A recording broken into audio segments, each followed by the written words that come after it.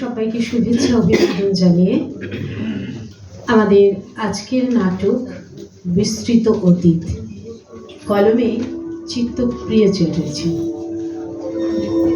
আমি সাগরিকা, আমার সঙ্গে ঈশান।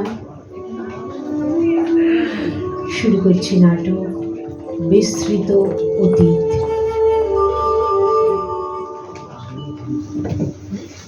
দেখুন মিস্টার ঈশান বাবু, আপনার বারবার অনুরোধে আমি আপনাকে সময় দিয়েছি, কিন্তু সময় আমার খুব কম। তাড়াতাড়ি যা বলার জিজ্ঞাসা করুন। আপনি কখনো পৃথিবীর কান্না শুনেছেন? অবান্তর প্রশ্ন। আপনি সাংবাদিক হলেন কি করে? মানুষের কান্না শোনেননি, অথচ আপনি নাম করা সমাজসেবিকা। এটা কি বিশ্বাসযোগ্য? পৃথিবীর কান্না আর মানুষের কান্না এক নয়। পৃথিবী কি মৃত? অচেতন অবশ্যই। আর আপনি? অন্য প্রসঙ্গে আসুন। আচ্ছা, ধরুন 7 বছর আগের কোনো একটা ঘটনা। আচ্ছা, মনে করুন আপনি কোন একটা নদীর ধারে বসে আছেন, হঠাৎ বাঁচাও বাঁচাও, আমাকে বাঁচাও, একটা আর্তনাদ ভেসে এলো। আপনিও চোখের সামনে দেখলেন মানুষটা ডুবে গেল, অথচ কে কে কে আপনি? আমি একজন সামান্য সাংবাদিক। 7 বছর আগের ঘটনা, সে কথা তো কারোর জানার কথা নয়। তার মানে কিছু ঘটেছিল যা আপনি এতদিন লুকিয়ে রেখেছেন। বিশ্বাস করুন, বিশ্বাস করুন ঈশান বাবু, ও ডুবে যাক আমি কখনো চাইনি। মিথ্যে কথা। চলার পথে হয়তো অনেক মিথ্যে কথা আমাকে বলতে হয়েছে। বিশ্বাস করুন, আমার এই কথাটা মিথ্যা নয়। আমি আমি গোলমাল হয়ে গেল, তাই তো? আমি যদি বলি আপনি অভিনয় করছেন? জীবন নিয়ে কখনো অভিনয় করা যায় না ঈশান বাবু? যায় যায় যায় সাগরিকা দেবী, যেমন আপনি করেছিলেন। আপনাকে ভালোবেসে সে তো কিছু ভুল করেনি। কে কে কে কে আপনি? এত কথা কি করে জানলেন আপনি? আগেই তো বলেছি আমি সামান্য সাংবাদিক। সমুদ্রের উত্তাল ঢেউ কখনো দেখেছেন আপনি? হ্যাঁ, দেখেছি। ঢেউয়ের মুখে পড়েছেন আপনি? ঢেউয়ের মুখে পড়েছি, আবার লড়াই করে কুলেও এসেছি। কিন্তু আপনি আপনি আত্মরক্ষার জন্য অন্যকে ডুবিয়েছেন। প্লিজ প্লিজ ঈশান বাবু, আর বলবেন না, বলবেন না। আর আমি অনুরোধ করব, এইসব কথা ছাপাবেন না। সত্যকে স্বীকার করার সাহস আপনার নেই। সত্যের পক্ষে লড়াই আপনি করতে পারেন না। তাহলে সমাজের কি আন্দোলন আপনি করছেন? আপনি আমার অহংকার আজ চূর্ণ হয়েছে। আমি নিজের কাছে হেরে গেছি। আপনার কখনো ইচ্ছে করেনি ডুবে যাওয়া মানুষটার খবর নিতে? হ্যাঁ, ইচ্ছে হয়েছিল তো, হয়েছিল, কিন্তু সাহস হয়নি। কেন? আসলে আসলে আমি আপনাকে ঠিক বোঝাতে পারবো না। পারবেন পারবেন, সবই পারবেন, কিন্তু আপনি বোঝাতে চান না।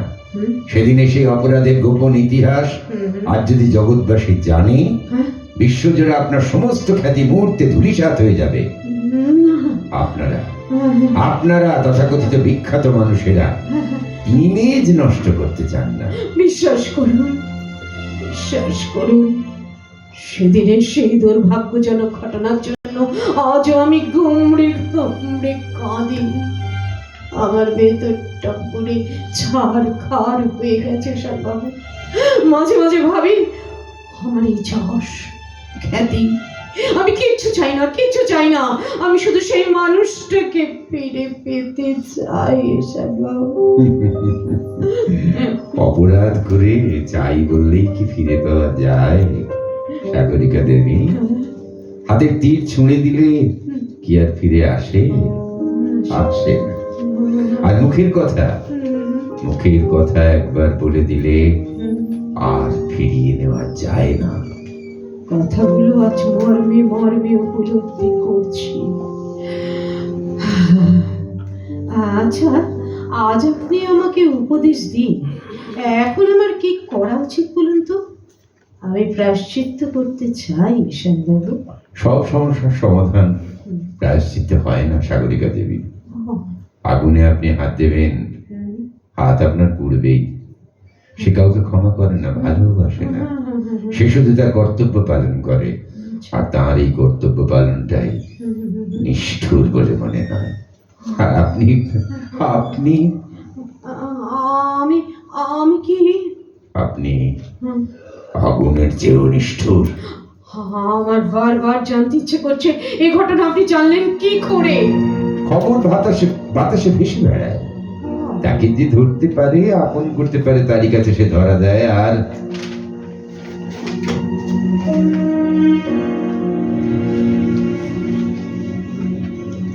আর কি বলতে চান?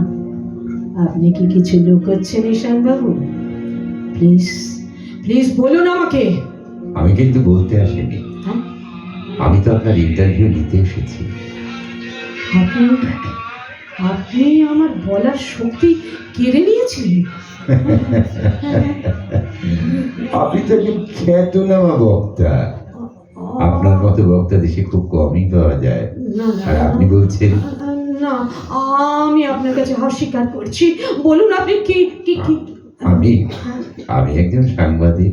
না না না, আগেও তো বলেছি, এখনো বলছি, না।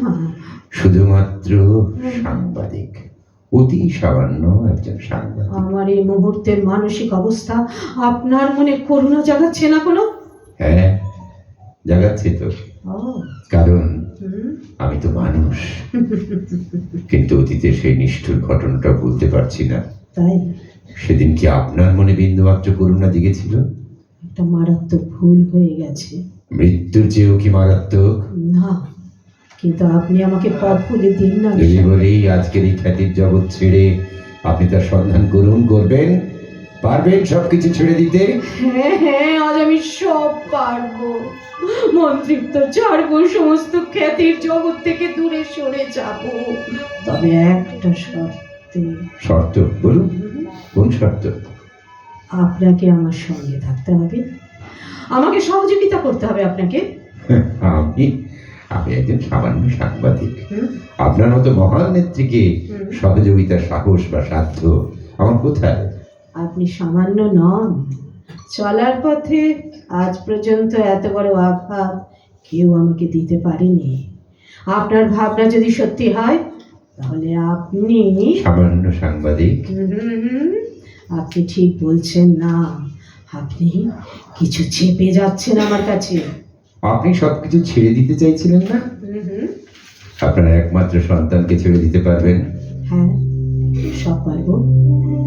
যদি আপনার একমাত্র আদরের সন্তান কিংবা বিশ্বাসী স্বামী প্রশ্ন করে, এসব তুমি কেন করছো, জবাব দিতে পারবেন? হয়তো সঠিক পারবো না, কিন্তু জবাব কিছু না কিছু তো আমাকে দিতেই হবে।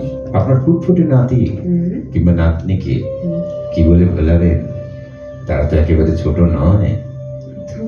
কিন্তু হ্যাঁ, একটা তো বলতে হবে, এখনো ভাবিনি, তবে ঠিক আমি ভেবে নেব। কিন্তু জানি না আপনি কতটা ভাবতে পারবেন আর কতটা সে ভাবনা সফল হবে, কারণ সেদিনও সঠিক ভাবনা আপনি ভাবতে পারেননি।